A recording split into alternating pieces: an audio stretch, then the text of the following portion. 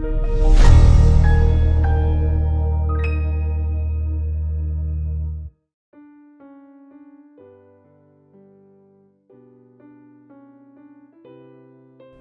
saudara-saudara sahabat rohani yang dikasihi Tuhan.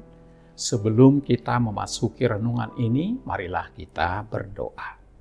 Kasih karunia dan damai sejahtera dari Allah Bapa kita dan dari Tuhan Yesus Kristus menyertai kamu.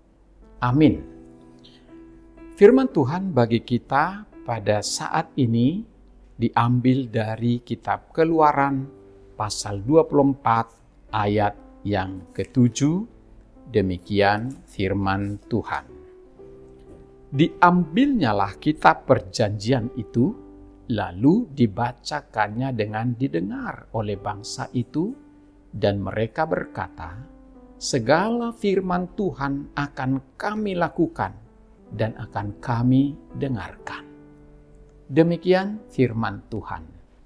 Indah sekali firman ini adalah sebuah perjanjian bangsa Israel kepada Musa terkait dengan mendengarkan dan melakukan perintah Tuhan.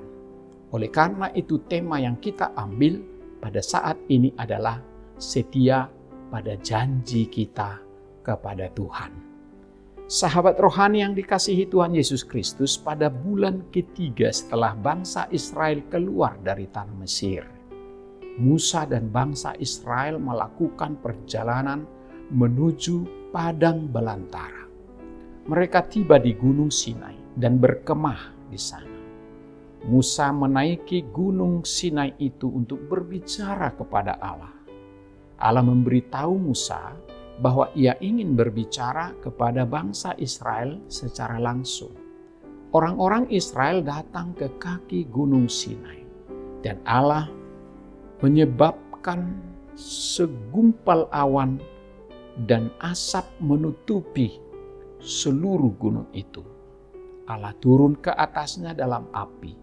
Asapnya membubung tinggi dan seluruh gunung itu gemetar dan berguncang sewaktu ia berbicara dan memberikan perintah. Bunyi sangkakala kian lama kian sangat keras. Lalu berbicaralah Musa. Lalu Allah menjawabnya dalam guruh dan guntur. Turunlah Allah ke atas puncak gunung itu. Ia memanggil Musa dan Musa pun naik ke atas puncak gunung itu. Sahabat rohani yang dikasihi Tuhan, apa yang Tuhan sampaikan kepada bangsa Israel melalui Musa? Melihat kondisi itu, orang-orang Israel sangat gemetaran dan ketakutan. Mereka meminta supaya Musa berbicara dengan Allah dan memberitahukan apa yang Allah inginkan kepada mereka. Musa membawa Harun, Nadab dan Abihu dan 70 para tua-tua Israel untuk menerima ajaran dan pesan Tuhan. Mereka sujud menyembah dari jauh. Kemudian Allah menyuruh Musa untuk meninggalkan para tua-tua itu dan naik lebih tinggi ke atas gunung. Musa pun mematuhinya. Hanya Musa yang diperbolehkan Tuhan untuk mendekat. Lalu Tuhan menggunakan jari-jarinya menulis perjanjian dan hukumnya sendiri. Maka selanjutnya ketika Musa turun, nats kita mengatakan diambilnyalah kitab perjanjian itu, lalu dibacakannya dengan didengar oleh bangsa itu, dan mereka berkata, segala firman Tuhan akan kami lakukan dan kami dengarkan.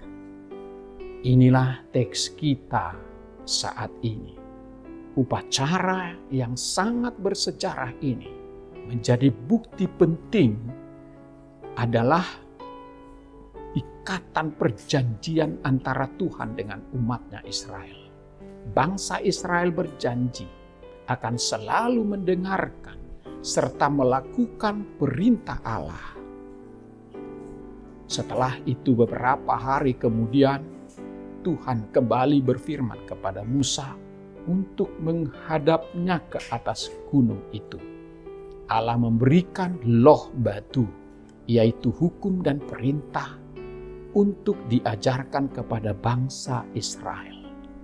Selama 40 hari Musa tinggal di Gunung Sinai, dan Tuhan pun mengajarkan banyak hal kepada Musa. Sahabat rohani yang dikasihi Tuhan, berbicara dan berjanji itu memang gampang. Kita ingat apa yang dilakukan bangsa Israel hanya beberapa lama setelah berjanji. Setelah Musa naik ke Gunung Sinai bertemu dengan Allah, orang-orang Israel kelamaan menunggu. Lalu mereka bosan karena Musa sangat lama di atas gunung itu. Dan mereka berpikir bahwa Musa tidak akan turun mungkin. Mereka hanya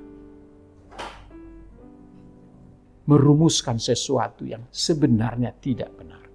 Oleh karena itu dia menyuruh Harun, bangsa itu menyuruh Harun membuat patung lembu emas untuk disembah di Mesir.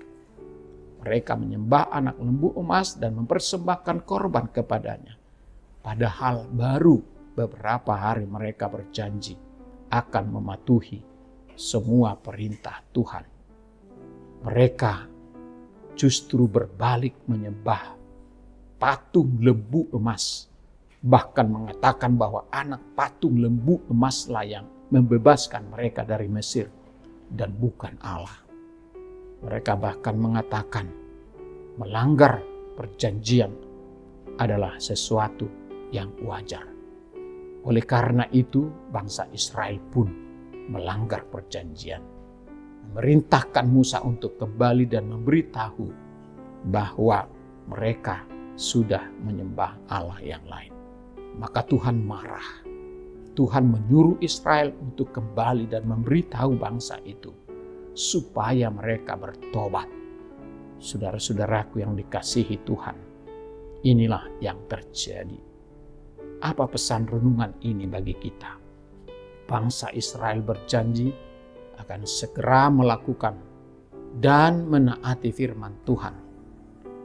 Ini bukan sekedar kata-kata, tapi mereka harus membuktikannya lewat aksi nyata.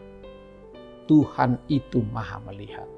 Sebagai wujud perjanjian, bangsa Israel telah mengikatkan diri pada Tuhan lewat firman-Nya. Penyelamatan atas umatnya sudah digenapi bahkan sampai saat perjanjian itu dibuat. Tapi apa yang terjadi? Bangsa Israel mengubah apa yang dijanjikan, mengingkari janjinya kepada Tuhan, dan mereka berbalik kepada Allah lain. Inilah poin yang terpenting di hukum Taurat yang ke-10 yang pertama disampaikan oleh Allah kepada bangsa itu. Akulah Tuhan Allahmu, seru Tuhan kita. Tidak boleh ada Allah lain kecuali aku. Inilah yang mereka ingkari, sehingga mereka harus mengalami penderitaan yang sangat panjang dan akhirnya jatuh ke dalam dosa. Pengorbanan Yesus adalah bukti kasih Allah yang terbesar. Sekalipun manusia telah berbuat dosa, tapi ia turun ke bumi untuk melawat umatnya dan rela menderita, disalibkan bahkan mati untuk menggantikan kita. Allah bahkan menjanjikan bahwa setiap orang yang percaya kepada Yesus tidak binasa, melainkan beroleh hidup yang kekal. Ikatan perjanjian atau meterai akan kita dengan Tuhan adalah darah Yesus. Kita menerima Yesus sebagai juru selamat.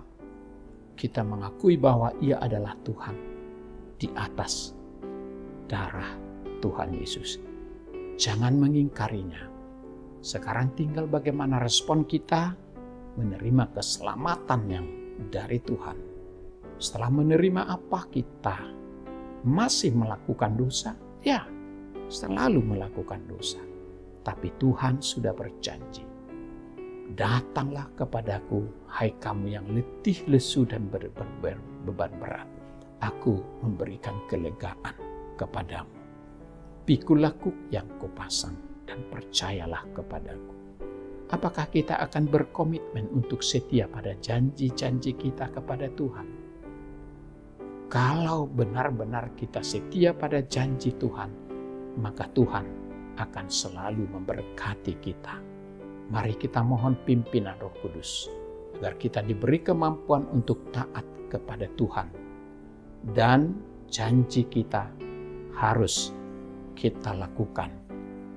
Kita harus benar-benar mendengarkan dan melakukan firman dalam kehidupan sehari-hari kita sampai pada Maranatha. Tuhan memberkati kita. Amin.